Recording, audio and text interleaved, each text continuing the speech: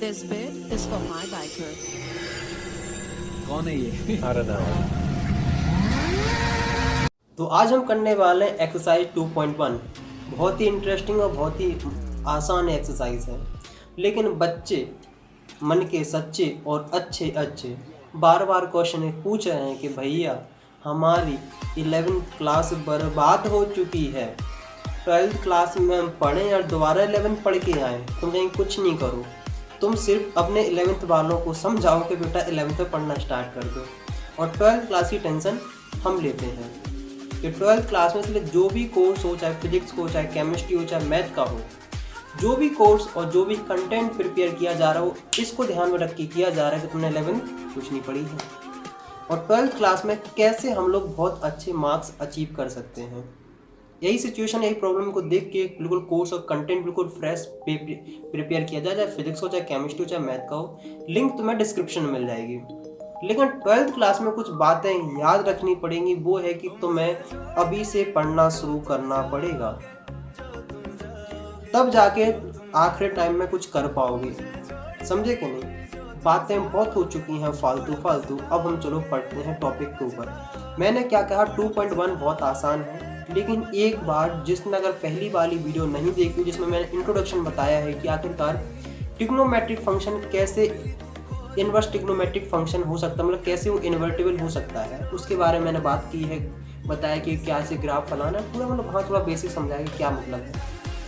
लेकिन फिर भी ज़्यादा कोई परेशान नहीं होना, लेकिन हर एक चीज़ बहुत आप ध्यान से सुनना, तभी टॉपिक समझ में आएगा। और मुझे कमेंट्स में लिख के आप बताएं कि आपको कितना कोई टॉपिक समझ में आया, और वो बच्चे मुझे ज़रूर बताएं जिनने 11th में कुछ नहीं पढ़ा है। जिन बच्चों ने 11th में कुछ नहीं पढ़ा है वो ज़रूर मुझे बताएं कि आखिरकार उनको ऐसा तो नहीं लग रहा कि आखिरकार 11th में कुछ और पढ़ के आना था। जो चीज़ जहाँ रिक्वायरमेंट होगी मैं वहाँ बता दूंगा, और जो मैं टॉपिक में 11th में कवर करना होगा मैं यहाँ बता दूंगा कि मैं कौन सा टॉपिक 11th में कवर करना है। लेकिन बच्चा एक दिक्कत ये हमारे साथ है कि हमारे पास जितने सिस्टम, जितना इक्विपमेंट है, जितना हमारे पास चीज़ें अवेलेबल, उसी पे हम काम कर पा रहे हैं।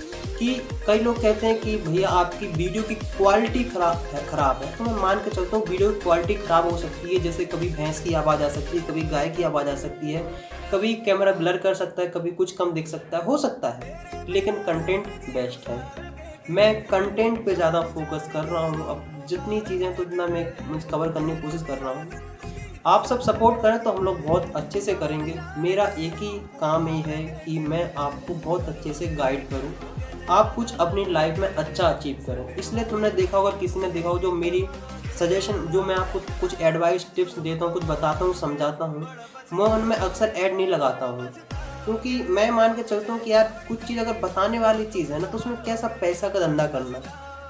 क्योंकि मैक्सिमम बच्चों को लगता है कि यार ये जो चीज़ करी जा रही है ना, ये पैसे के लिए की जा रही है। नहीं, वैसी बच्चों के अंदर से फीलिंग हट जानी चाहिए कि यार जो वीडियो आज अपलोड हुई है, जो बता रहे हैं भैया कैसे टिप्स, ऐसे पढ़ो ऐसे पढ़ो ऐसे पढ़ो, ये अपने पैसा कमाने के लिए है। नहीं, इसलिए मैं पैड नहीं लगाता हूँ। पैसा नहीं कमाना यार, दिल में इज्जत कमानी है। इज्जत बहुत इंपॉर्टेंट होती है। तो चलो हम टॉपिक के ऊपर पढ़ना स्टार्ट करते हैं। एक्सरसाइज करने से पहले तुम्हें कुछ बेसिक बातें याद होनी चाहिए। वो होनी चाहिए कि रेंज, डोमेन, कोडोमेन, इन सबका पता होना चाहिए। क्या कर साइन की रेंज क्या होती है, कोसेक की क्या होती है, सेक की क्या होती है, कोसाइन की क्या होती है, किसकी क्या होती है, वो इंपॉर्टेंट तुम्हारे लिए है। तो मैं कहूँगा कि सबसे पहले तुम्हें इस टेबल को थोड़ा ध्यान से देखो, और ये टेबल थोड़ा अच्छे तरीके से याद कर लो। इस टेबल को याद कर लो कि तुम्हारे लिए ज़्यादा रहेगा। ये डोमेन है और ये रेंज है।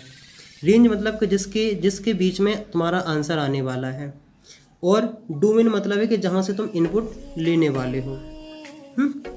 तो हम सबसे पहले इसको याद करना बिल्कुल भी कठिन नहीं, तुम्हें आसानी तरीके से हम याद करा देंगे। जिस तरीके से वो तुम सिंपल से ट्रिग्नोमेट्रिक फंक्शन पढ़ते हो, उसको भी इसी तरीके से पढ़ते हैं। देखो, हम करते हैं क्वेश्चन नंबर 1। और अगर मैं तुम्हें बता दूं कि रेंज याद करने का बहुत सबसे सिंपल तरीका है कि सबसे पहले तुम बनाओ क्वाड्रेंट। तुम्हें एक पता होगा कि इसके अंदर ऑल पॉजिटिव होते हैं, ऑल पॉजिटिव। साइन हो, साइन हो, कोसाइन, कॉस हो, टेन हो, कॉट हो, सेक हो, कोसेक हो, सब लोग इसके अंदर पॉजिटिव होते हैं। समझ रहे कि नहीं? इसके अंदर सेकंड क्वाड्रेंट के फर्स्ट क्वाड्रेंट के अंदर सब पॉजिटिव है। सेकंड क्वाड्रेंट के अंदर सिर्फ एक चीज़ पॉजिटिव होती वो होती है साइन, और साइन का साइन थीटा हो साइन, और क्या होता है एक होता है कोसेक। मतलब इसके अंदर दो लोग पॉजिटिव होते हैं, बाकी सब नेगेटिव होते हैं। अब हम बात करते हैं थर्ड क्वाड्रेंट में कि थर्ड क्वाड्रेंट में कौन कौन तुम्हें पॉजिटिव देखने को मिलेगा। थर्ड क्वाड्रेंट में tan n cot पॉजिटिव होता है, बाकी सब नेगेटिव होते हैं। कन्फर्म। अब हम बात करते हैं किसके ऊपर, बात करते हैं फोर्थ क्वाड्रेंट के ऊपर। तो फोर्थ क्वाड्रेंट पर हमें ऐसा देखने को मिलता है कि यहाँ cos एंड sec दो लोग पॉजिटिव होते हैं, बाकी सब नेगेटिव होते हैं। अब देखो तुम्हें याद करना है, सबसे पहले स्टार्टिंग करते हैं हम कहाँ से हम स्टार्ट करते हैं कि साइन से, कि साइन की क्या क्या रेंज होनी चाहिए। देखो रेंज में बेसिकली हमें जो भी नंबर लेने हैं तो इस तरीके से लेने कि एक चीज़ पॉजिटिव, एक क्वाड्रेंट पॉजिटिव का हो जाए और एक क्वाड्रेंट नेगेटिव का मिल जाए हमें। बस इतनी सिंपल सी बातें हैं। तो देखो यहाँ बेसिकली क्या लेंगे, ये जो एक्सिस है ये 0 की है, ये है π/2 है, ये 2π, ये सॉरी ये पाई की है। समझे कि नहीं। बेसिकली हम इसी एक्सिस के इतना, हम सिर्फ 180 से आगे नहीं जाएंगे, इतना ही एंगल हमारे पास है, हम 180 से आगे नहीं जाएंगे। अगर इतना है तो इसको बोलेंगे हम -π/2, पॉजिटिव π/2 या -π/2, ये इतना है। तो जो साइन होता है उसकी जो रेंज, उसकी जो वैल्यू आएंगी तुम्हें देखने को मिलेंगी, वो इन दोनों क्वाड्रेंट के अंदर देखने को मिलेंगी। देखो अब क्वेश्चन करते हैं तब समझ में आएगा। जैसे मान लो हमारे पास क्वेश्चन है 1 कि साइन इनवर्स 1/2। तो तुम्हें क्या करना है, तुम्हें लेट करना है, तुम लेट कर लो लेट कि sine inverse 1/2 equal to theta. Theta मान लो, एक्स मान लो, जो भी तुम्हें मानना हो। तो हम क्या देखते हैं कि इनवर्स साइड भेजोगे तो 1/2 इक्वल टू साइन थीटा। अगर मैं तुमसे पूछूं कि बताओ बेटा कि साइन थीटा की वैल्यू 1/2 कब आती है, तुम कहोगे भैया इसमें भी कोई बात पूछने वाली बात है, हमको इतना बड़ा बुड़बक समझे हो, मूर्ख समझ के रखी हो क्या।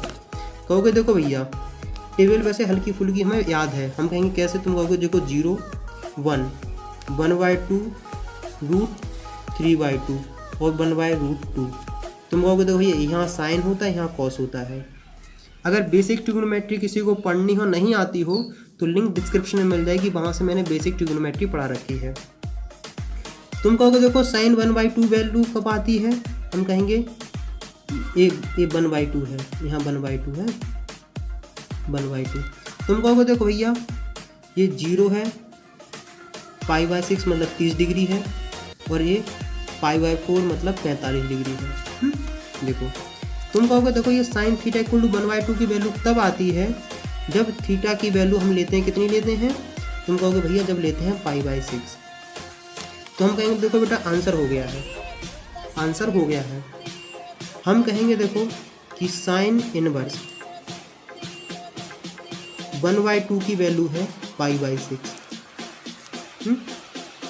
लेकिन एनसीईआरटी में क्वेश्चन इस तरीके के, एनसीईआरटी में क्वेश्चन है वो है कि साइन इनवर्स -1/2। क्या है, साइन इनवर्स -1/2। तो इसकी भी कोई दिक्कत नहीं है, इसको भी इसी तरीके से लेट करेंगे। हम कहेंगे देखो बेटा हम ये let sine inverse 1/2 equal to theta, तुम कहोगे साइन थीटा इक्वल टू -1/2। यहाँ कहानी सोचनी है। हम तुमसे कहेंगे बेटा कि साइन थीटा इक्वल टू 1/2 है माइनस का, तो इस थीटा की वैल्यू क्या होगी। तो कुछ विद्वान बच्चे जो होंगे वो कहेंगे देखो भैया उसकी वैल्यू थर्ड क्वाड्रेंट में भी हो सकती है और फोर्थ क्वाड्रेंट में भी हो सकती है। इसका मतलब ये है कि थीटा की वैल्यू 7π/6 भी हो सकती है। कितनी हो सकती है, 7π/6 मतलब 210 डिग्री। एक वैल्यू ये भी हो सकती है और एक थीटा की वैल्यू -π/6 भी हो सकती है कि -30 हो सकती है।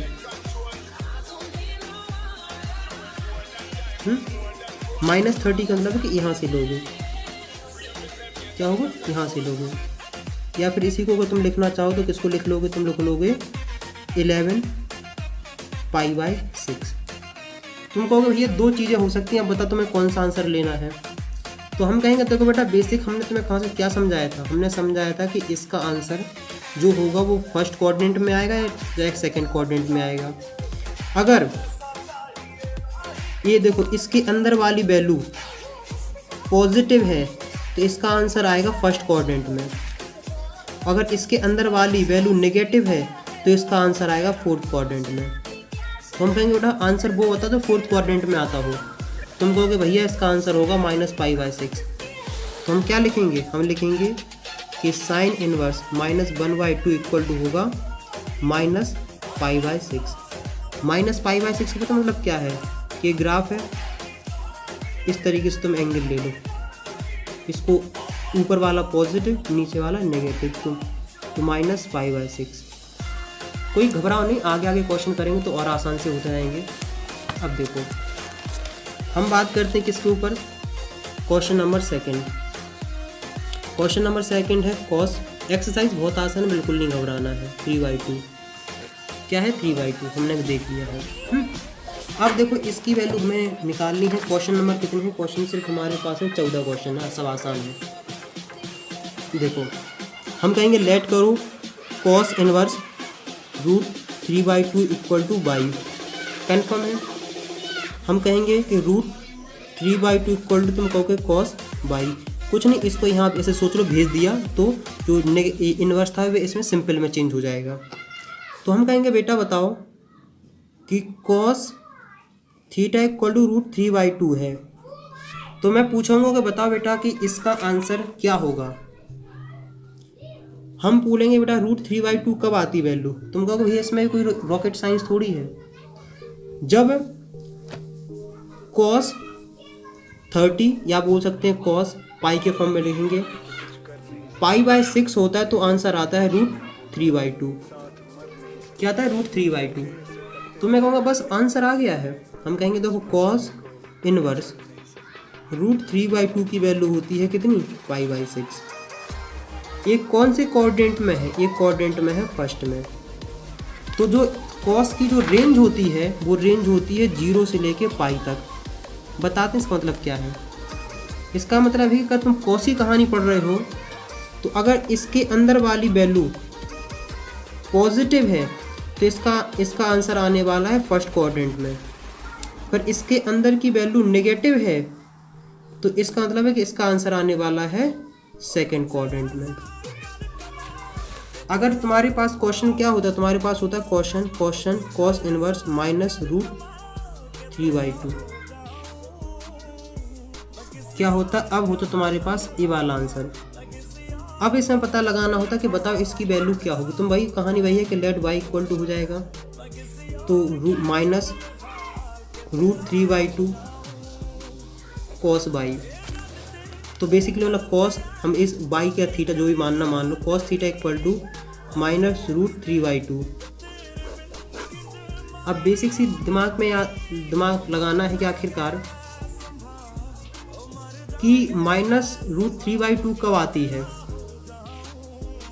तो कब आती है। देखो बेसिकली हमने क्या देखा है कि नेगेटिव की वैल्यू कहाँ होती है, सेकेंड क्वाड्रेंट में होती है और थर्ड क्वाड्रेंट में होती है। सिंपल सी बात है। तो हमने तुम्हें क्या बताया कि इसकी अगर सिंपल से याद है तुम कहोगे कि भैया इसकी वैल्यू दो जगह नेगेटिव इसमें हो सकती है, इसमें हो सकती है। कि थीटा की वैल्यू क्या क्या हो सकती है, तुम कहोगे भैया एक वैल्यू हो सकती है 5π/6 और एक थीटा की वैल्यू हो सकती है, क्या हो सकती है, वो हो सकती है 7π/6। देखो 7π/6 को तुम सिंपल से उसमें चेंज करोगे तो इसकी वैल्यू 210 होती है। अगर तुम इसको सिंपल से चेंज करोगे तो इसकी वैल्यू अगर तुम देखने को मिल जाएगा, इसकी वैल्यू होती है 150। क्या होती है, 150। इतनी बेसिक सिंपल सी बात याद होनी चाहिए। कि आखिरकार ये बना कैसे। तो तुम्हारे दिमाग में आ रहा होगा ए वैल्यू ए सही है कि ए सही है। तो हमने क्या कहा कि इसकी रेंज है 0 से लेके पाई तक में। नेगेटिव यहाँ आना चाहिए, पॉजिटिव यहाँ आना चाहिए। तो इसका मतलब इसका आंसर होगा क्या, 5 पाई/6। मुझे पता है कि बहुत सारे बच्चों को ये बॉल बाउंस कर रही होगी, कोई बात नहीं, धीमे धीमे और क्वेश्चन कराएंगे, देखना तुम्हें पूरी कमांड हो जाएगी। 5 पाई/6 धीमे धीमे आएगा, देखो एकदम से तो कुछ भी नहीं आएगा, एकदम से तो कोई भी होता ही नहीं है। अब हम करते हैं अगले क्वेश्चन के ऊपर, क्वेश्चन नंबर 3 के ऊपर। क्वेश्चन नंबर 3 हमारे पास क्या है, क्वेश्चन नंबर 3 है वो है cosec inverse root 2, cosec inverse 2। तो वही रघुकुल रीत सदा चली आई, हमने लेट किया कोसेक इनवर्स 2 = y। तो हमने देखा कि कोसेक y = 2।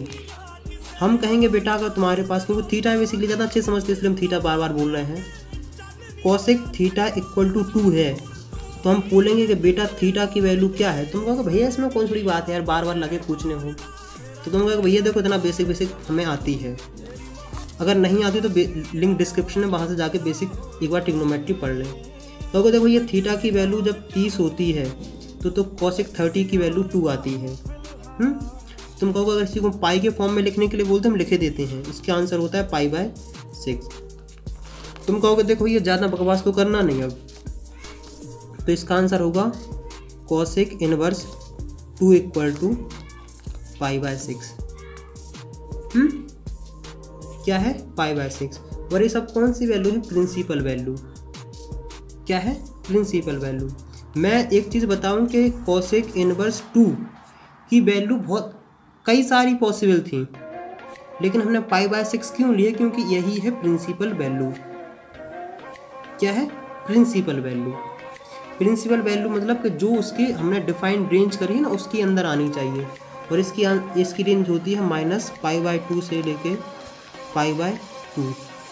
उसमें से हटा दो क्या, 0, मतलब 0 पे डिफाइंड नहीं होता फंक्शन। तो इसका मतलब बेसिकली ये है कि अगर पॉजिटिव वैल्यू आ रही है, पॉजिटिव वैल्यू चाहिए मतलब फर्स्ट क्वाड्रेंट में लोगे, अगर नेगेटिव चाहिए तो हम सेकंड क्वाड्रेंट में, फोर्थ क्वाड्रेंट में लेंगे।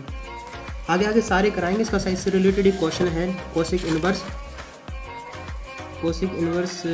यहाँ नहीं है, कोसेक इनवर्स -√2 है, चलो वही करा देंगे, घबराओ नहीं है। चलो अब हम बात करते हैं क्वेश्चन नंबर 4 के ऊपर। हमारे पास 4 है कि tan इनवर्स -√3 क्या है, इतना है। हम क्या करेंगे, हम कहेंगे लेट कि tan इनवर्स -√3 = y या थीटा जो भी मानना है। हम कहेंगे कि tan y = -√3।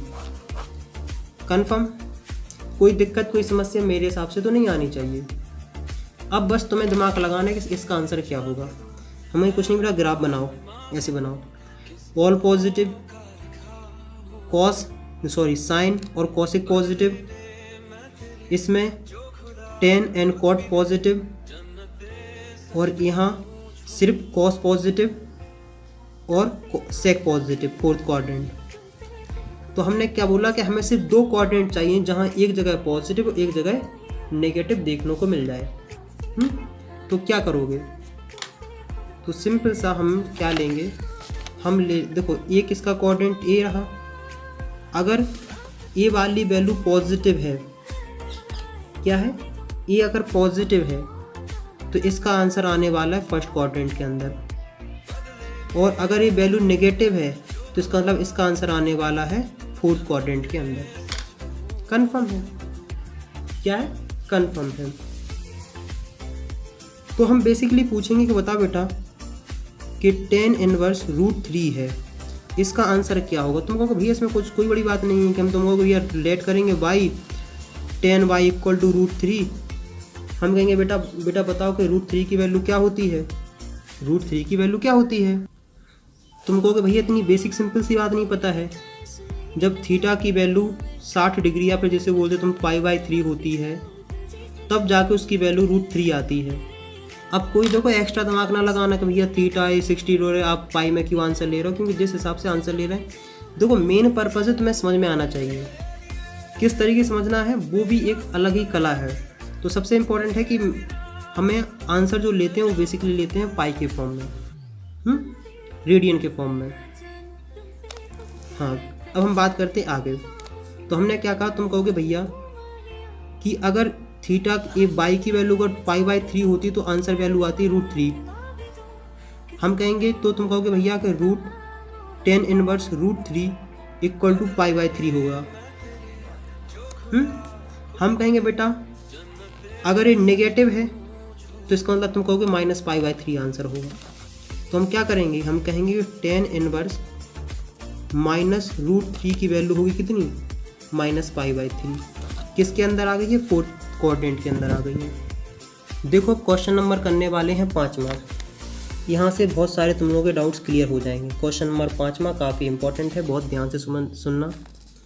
इस तरीके से देखो अपने पास वैल्यू है cos इनवर्स -1/2।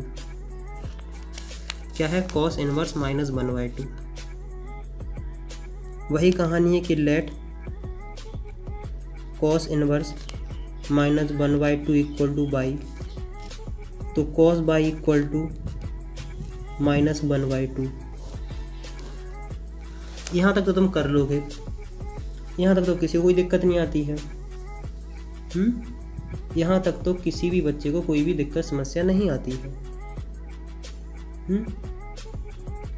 अब देखो मैं तुम्हें थोड़ा अलग तरीके से समझाने की कोशिश करता हूँ।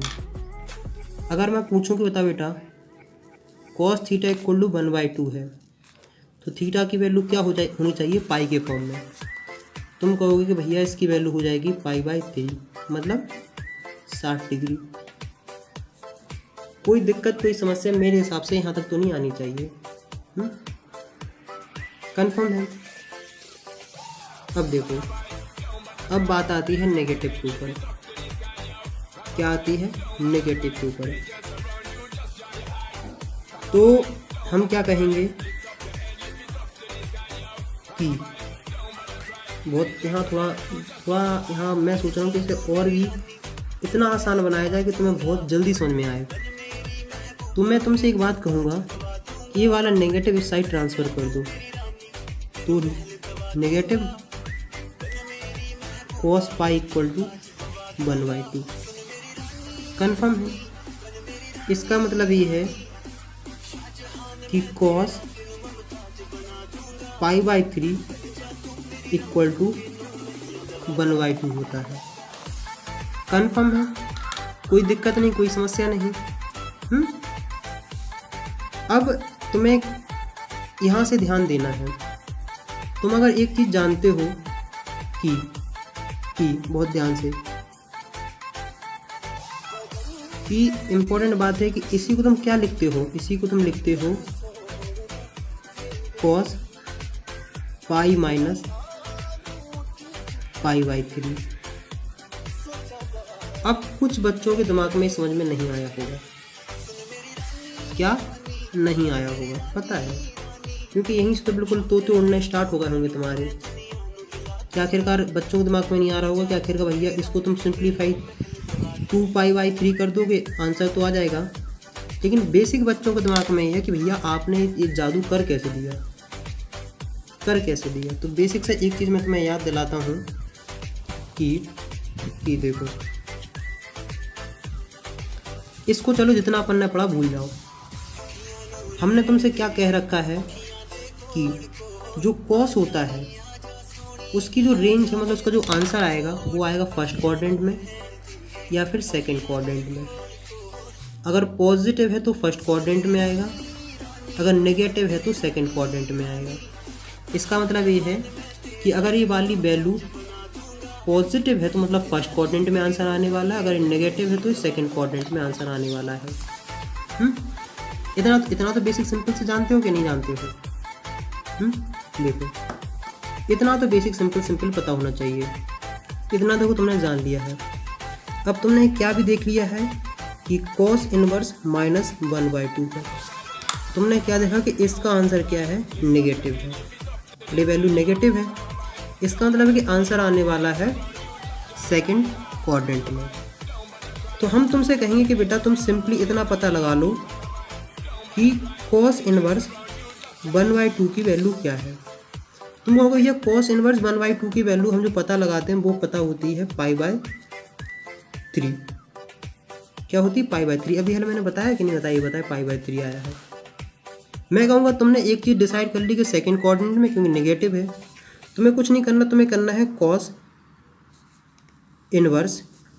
अगर सेकंड क्वाड्रेंट में तुम्हें करना है π-π/3।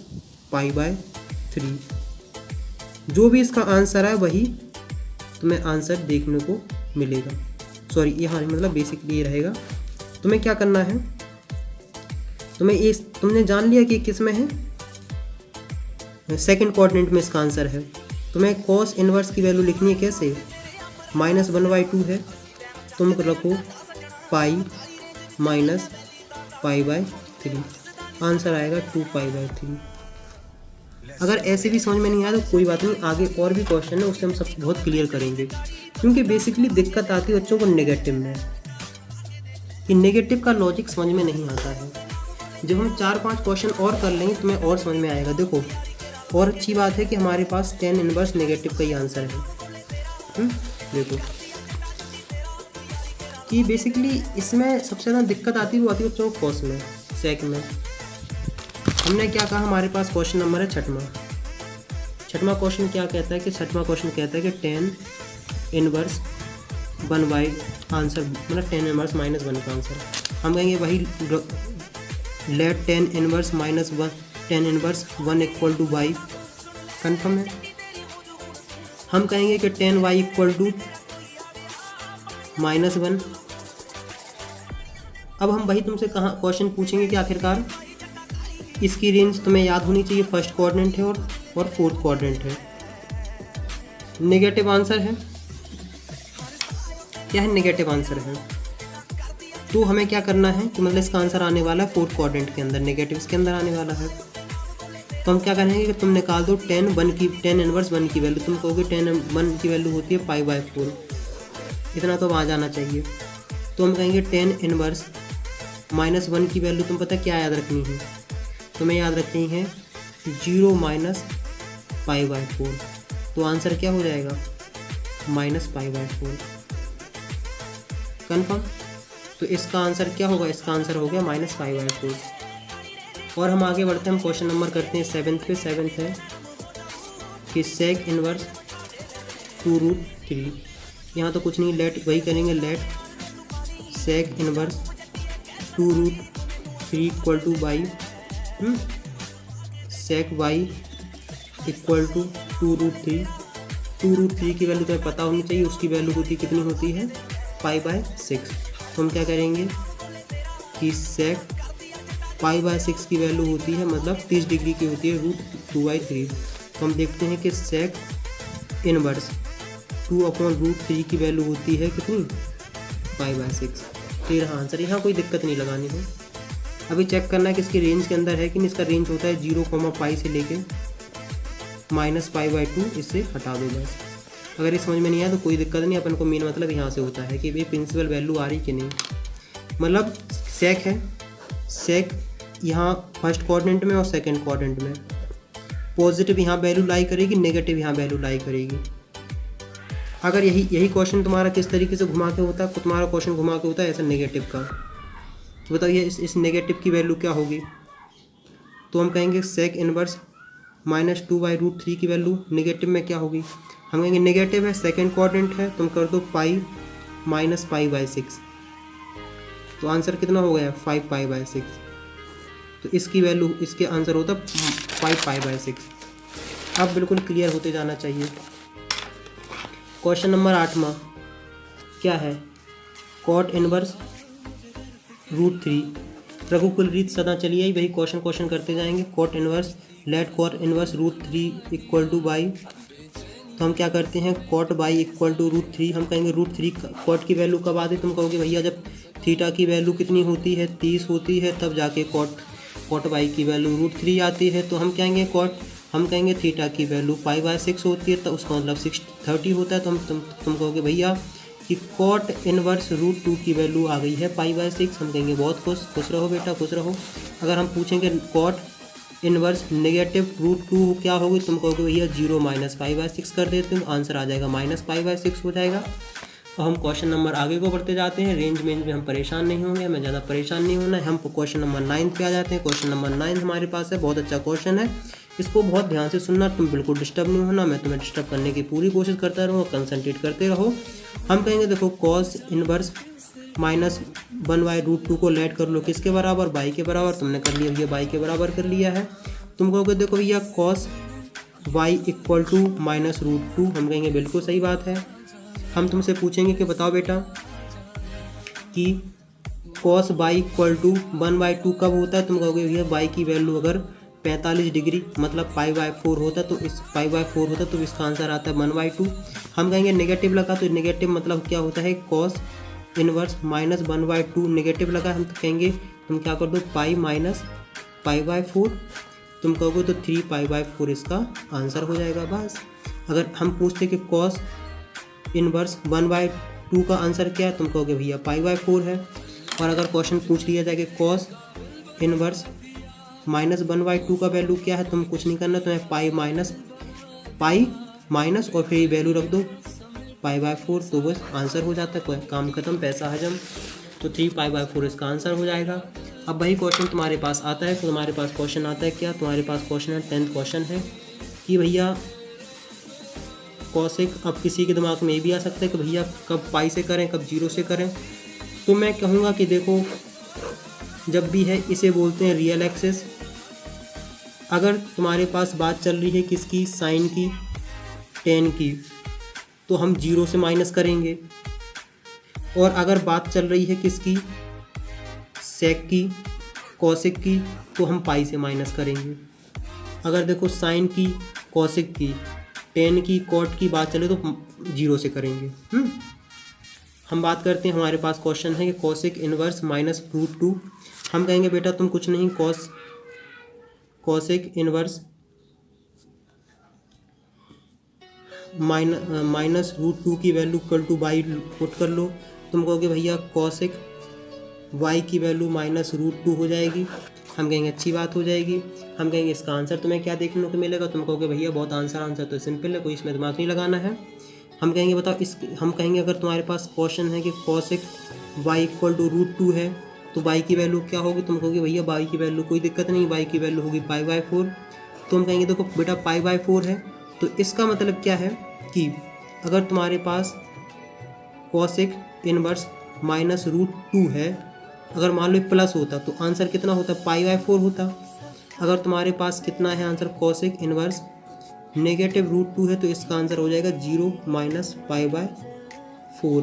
तो आंसर सॉल्व करोगे तो आंसर आएगा पाई/4। कोई दिक्कत, कोई समस्या मेरे हिसाब से तो नहीं होनी चाहिए। हम बढ़ते हैं क्वेश्चन नंबर 11 की तरफ। काफ़ी रफ्तार से दौड़ते दौड़ते जा रहे हैं, अभी तक अपने बेसिक सिंपल से क्वेश्चन खत्म हो गए हैं। हाँ, अब उन्होंने कहा कि tan inverse 1 plus cosec inverse 1 फलाना ढिकाना ढिमकाना कुछ नहीं। ये क्वेश्चन हमने सारे क्वेश्चन लपेट दिए हैं। देखो क्वेश्चन नंबर 11 है, काफ़ी अच्छा क्वेश्चन है। Tan inverse 1 plus cosec inverse -1/2 और प्लस साइन इनवर्स -1/2। हम कहेंगे कि इसकी वैल्यू क्या होती, तुम कहोगे भैया इसकी वैल्यू कुछ नहीं होती, बहुत सिंपल सी होती। तुम कहोगे भैया पाई/4 होती है। हम कहेंगे इसकी वैल्यू क्या होती, तुम कहोगे इसकी वैल्यू भी कुछ नहीं होती है, इसकी वैल्यू नेगेटिव है। नेगेटिव मतलब पाई माइनस 1/2 की वैल्यू क्या होती है, तुम कहोगे भैया पाई/3 होती है। हम कहेंगे लगाते जाओ। तुम कहोगे हम कहेंगे इसकी वैल्यू क्या होती है, तुम कहोगे नेगेटिव की है, तो 0 1/2 मतलब पाई/6। सब में पॉजिटिव है, पॉजिटिव लगाओ। पाई/4 प्लस 2 पाई/3 माइनस पाई/6। तुम्हें कुछ नहीं करना, सबका लेना है एलसीएम और एलसीएम लेकर सबको सॉल्व कर दो।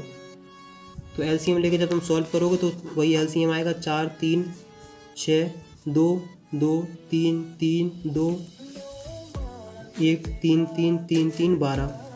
तो आंसर आया 12। 3 पाई 8 पाई माइनस 2 पाई, आंसर आया 9 पाई बाय 12। इसको और सॉल्व करोगे तो 3 पाई बाय 4, और 3 पाई बाय 4 अगर तुम उसमें निकालना चाहोगे कौन से कोऑर्डिनेट में, बहुत सिंपल आसान। मैं ऐसे करता था, मैं तो इसकी वैल्यू रखता था 180, या फिर कितना ही देखो ऐसे याद करो 3 × 45, 15, 12, 13, मतलब सेकंड कोऑर्डिनेट में आंसर पहुंच रहा है पूरे का। अब आता है क्वेश्चन नंबर 12। क्वेश्चन नंबर 12 है कि वही सिंपल सा है कि कॉस इनवर्स 1/2 की वैल्यू तुम्हें याद होनी चाहिए, फिर होनी चाहिए 2 साइन इनवर्स 1/2। कोई दिक्कत नहीं, कोई समस्या नहीं। अब बस यहाँ तुम्हें बेसिक सिंपल सी बात ध्यान में रखनी है जो तुम्हें काफ़ी हेल्प करेगी। देखो मैं क्या कहूँगा कि आप लोगों को तुम्हें याद हो जाना चाहिए कि कॉस इनवर्स 1/2 की वैल्यू क्या होती है। तुम कहोगे भैया इसकी वैल्यू तो हम बहुत अच्छे से समझ चुके हैं, कि मैं कहूँगा बताओ फ्री बता दो क्या होती है। तुम कहोगे भैया नहीं बताएंगे, हम कहेंगे फ्री पूछेंगे, तुम कहोगे ये π/3 होती है, हम कहेंगे अच्छी बात है।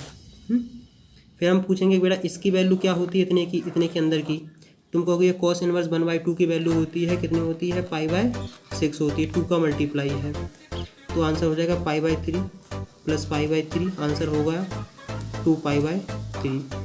क्वेश्चन नंबर 13 को करने से पहले क्वेश्चन नंबर हम करेंगे कौन सा 14, ताकि 13 को हम ज़्यादा टाइम दे सकें। तो इसका क्वेश्चन नंबर 14 है tan inverse √3 minus sec inverse -2। देखो बहुत क्वेश्चन कर चुके, तो अब डायरेक्ट अपन इसका आंसर लिखेंगे। तुम्हें याद होना चाहिए कि tan इनवर्स √3 की वैल्यू कितनी हो जाएगी, तुम कहोगे π/3 मतलब 60 डिग्री। अब मैं तुमसे पूछूंगा आखिरकार कि sec इनवर्स -2 की वैल्यू क्या होगी। यहाँ तुम्हें दिमाग लगाना पड़ेगा। तो मैं क्या कहूँगा कि आखिरकार थर्ड कोऑर्डिनेट में है, नेगेटिव है, नेगेटिव मतलब सेकंड कोऑर्डिनेट में आ रहा है। मैं कहूँगा तुमसे सबसे पहले निकालो कि sec इनवर्स 2 की वैल्यू। इतना तो बेसिक सिंपल तुम काम कर सकते हो। तुम कहोगे भैया sec इनवर्स की वैल्यू आती है, वो आती है π/3। हम कहेंगे नेगेटिव है तो पाई माइनस कर दो, तो इसका जो आंसर ओवरऑल तुम्हें देखने को मिलेगा वो आएगा 2 π/3। देखो इसका आंसर है π/3, इसका आंसर है 2 π/3 और बीच में नेगेटिव का साइन है। तुम सॉल्व करोगे तो आंसर आएगा -π/3। अब क्वेश्चन नंबर 13 के ऊपर हम दोबारा लौट के आते हैं। देखो क्वेश्चन नंबर 13 है कि साइन इनवर्स x = y है। तो इसमें पूछा गया है कि इस y किस के बीच में बिलोंग करेगा। देखो आंसर से अपन को देखने से नहीं, अपन को समझना मतलब है कि 0 से लेकर पाई के बीच में बिलोंग करेगा, कि -π/2 से लेकर π/2 के बीच में बिलोंग करेगा, या फिर 0 से लेकर π/y। देखो इसका भी मतलब बहुत इंपॉर्टेंट है। इसके लिए बेसिकली तुम्हें याद होना चाहिए, क्या याद होनी चाहिए कि साइन इनवर्स की रेंज क्या होती है। क्योंकि बेसिकली जो ए बाई है ये आउटपुट है, आउटपुट किसका है, वो है साइन इनवर्स x का। इसकी रेंज है वो है -π/2 से लेके π/2, ऐसे स्क्वायर ब्रैकेट। और अगर ऐसे लिखे हैं, इन दोनों का मतलब है अलग अलग है। 11th क्लास में पढ़ा होगा, मुझे उम्मीद है नहीं पढ़ के आया हो, कोई बात नहीं। देखो इन दोनों का काफ़ी मतलब है। इस चीज़ को अगर हम सिंपल लिखेंगे तो इसका मतलब है कि जो y की वैल्यू है वो -π/2 से लेके π/2 के बीच में बिलोंग कर रही है। अगर तुम्हारे पास ये स्क्वायर ब्रैकेट है, इसका मतलब होता है = भी हो सकता है और ऐसा भी हो सकता है y। इसका आंसर है, अगर मान के चलते हैं इसकी रेंज ऐसी दी होती तो इसका आंसर होता कैसा, ऐसा।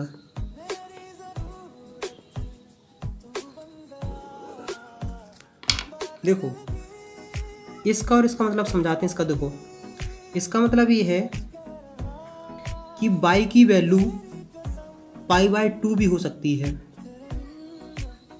और इसका मतलब ये है कि y की वैल्यू π/2 नहीं हो सकती है। चलो और मतलब समझाते हैं। जैसे मान लो तुम्हारे पास लिखा कहीं -2y और 7, एक साइड लिखा है -2y और 7। इसका मतलब ये है कि y की वैल्यू -2 भी हो सकती है। मतलब y की कौन सी वैल्यू हो सकती हैं? y की वैल्यू हो सकती हैं, अगर हम बात करके चलते हैं कि सिर्फ इंटीजर है तो -2 हो सकती है, -1 हो सकती है, 0 हो सकती है, 1 हो सकती है, 2 हो सकती है, 3 हो सकती है, 4 हो सकती है, 4, 5, 6, 7 तक हो सकती है। इसका मतलब ये है। अगर हम इसमें बात करें तो इसका मतलब होता है कि -1 हो सकती है, 0 हो सकती है, 2 हो सकती है, 3 हो सकती है, 5, 6 हो सकती है। -2 और 7 इसके अंदर इन्वॉल्व नहीं है। तो मुझे उम्मीद है कि अब तुम्हें बेसिक सिंपल सी बात यहाँ तक समझ में आ गई होगी। अगर यहाँ तक वीडियो देख रहे हो तो कम से कम 3 फ्रेंड के साथ ये वीडियो जरूर से जरूर शेयर करें। नेक्स्ट वीडियो मिलते हैं नेक्स्ट टॉपिक के साथ। तब तक जय हिंद, जय भारत, ऑल द बेस्ट।